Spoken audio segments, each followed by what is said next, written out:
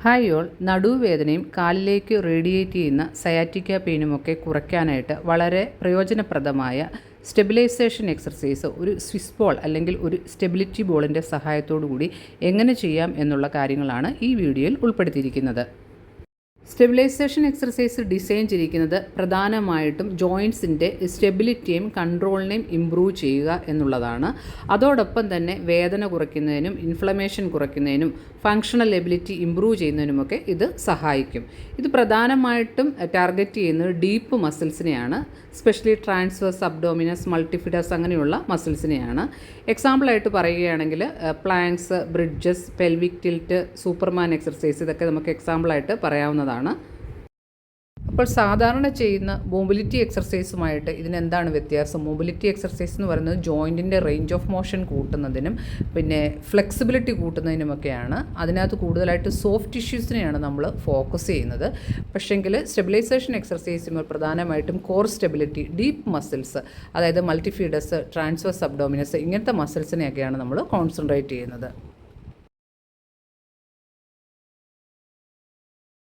നടുവേദന പല കാരണങ്ങൾ കൊണ്ടുണ്ടാകാം. അപ്പോൾ നടുവേദനയുടെ ഒരു ആദ്യ ഘട്ടത്തിലും നട്ടലിൻ്റെ സർജറി കഴിഞ്ഞിരിക്കുന്ന ഘട്ടത്തിലും നട്ടലിന് അധികം മൂവ്മെൻറ്റ് ചെയ്യാൻ പാടില്ലാത്ത ഘട്ടത്തിലും പ്രിക്കോഷനുള്ള ഘട്ടത്തിലുമൊക്കെ അധികമായിട്ട് മൊബിലിറ്റി എക്സർസൈസ് ചെയ്യാനായിട്ട് പറ്റത്തില്ല. എന്നാൽ നമുക്ക് നമ്മുടെ മസിലിനെ സ്ട്രെങ്തൻ ചെയ്യുകയും വേണം. ഈ ഘട്ടത്തിലൊക്കെ ചെയ്യാൻ പറ്റിയ എക്സർസൈസാണ് ഈ സ്റ്റെബിലൈസേഷൻ എക്സർസൈസ്. ഇവിടെ നമ്മൾ നട്ടലിന് അധികം മൂവ്മെൻറ്റ് കൊടുക്കുന്നില്ല, അതിന് പകരം നമ്മുടെ ഡീപ്പ് മസിൽസിന് പ്രത്യേക തരത്തിലുള്ള കൺട്രാക്ഷൻ കൊടുത്തുകൊണ്ട് സ്ട്രെങ്തൻ ചെയ്യാനായിട്ടാണ് ശ്രമിക്കുന്നത്. ഇഞ്ചുറി മൂലമോ പ്രൊലോങ്ഡ് ആയിട്ടുള്ള ഇനാക്ടിവിറ്റി മൂലമോ abdominal and back muscle strength നമ്മൾക്ക് ഇല്ല, അത് വളരെ കുറവാണ്.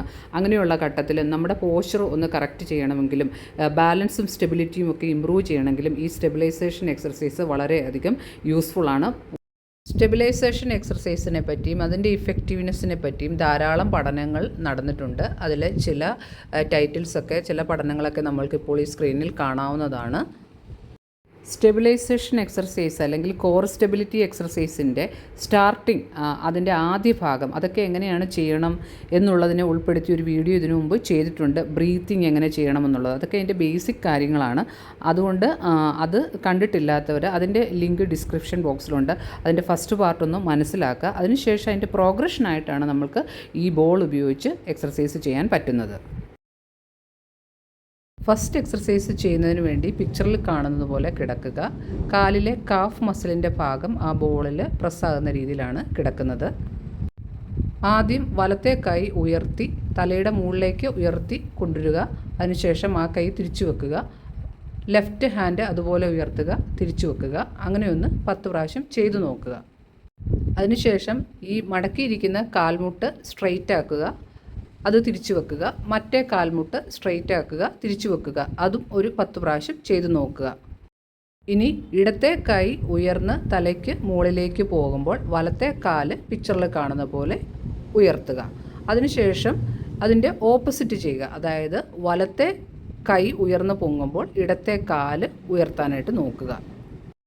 അങ്ങനെ ഓൾട്ടർനേറ്റ് ആയിട്ട് 10 പ്രാവശ്യം ചെയ്യുക. സെക്കൻഡ് എക്സർസൈസ് ചെയ്യുന്നതിന് വേണ്ടി ബോളിൽ ഇരിക്കുകയാണ്. നീസ് ഒരു 90 ഡിഗ്രി മടക്കി വെച്ചിരിക്കുന്നു. ഫീറ്റ് ഫ്ലോറിൽ റെസ്റ്റ് ചെയ്യുകയാണ്. ഇനി പതുക്കെ റൈറ്റ് ഹാൻഡ് ഉയർത്തി താഴെ വെക്കുന്നു, ലെഫ്റ്റ് ഹാൻഡ് ഉയർത്തി താഴെ വെക്കുന്നു. 10 പ്രാവശ്യം അങ്ങനെ ചെയ്യുന്നു. വലത്തുകാലിൻ്റെ ഹീല് ഉയർത്തുന്നു, താഴെ വെക്കുന്നു. ഇടത്തുകാലിൻ്റെ ഹീല് ഉയർത്തുന്നു, താഴെ വെക്കുന്നു. അങ്ങനെ 10 പ്രാവശ്യം ചെയ്യുന്നു. അതിനുശേഷം സ്ലോലി നമ്മൾ വലത്തെ കാലിൻ്റെ ഹീല് ഉയർത്തുമ്പോഴത്തേക്കും ലെഫ്റ്റ് ഹാൻഡ് ഉയർത്തുന്നു, പിക്ചറിൽ കാണുന്നത് പോലെ. അതിനുശേഷം അതിൻ്റെ ഓപ്പോസിറ്റ് ചെയ്യുന്നു. അങ്ങനെ ഓൾട്ടർനേറ്റ് ലെഗ്സും ഹാൻഡും 10 പ്രാവശ്യം ചെയ്യുക. Next exercise, lying on A ball.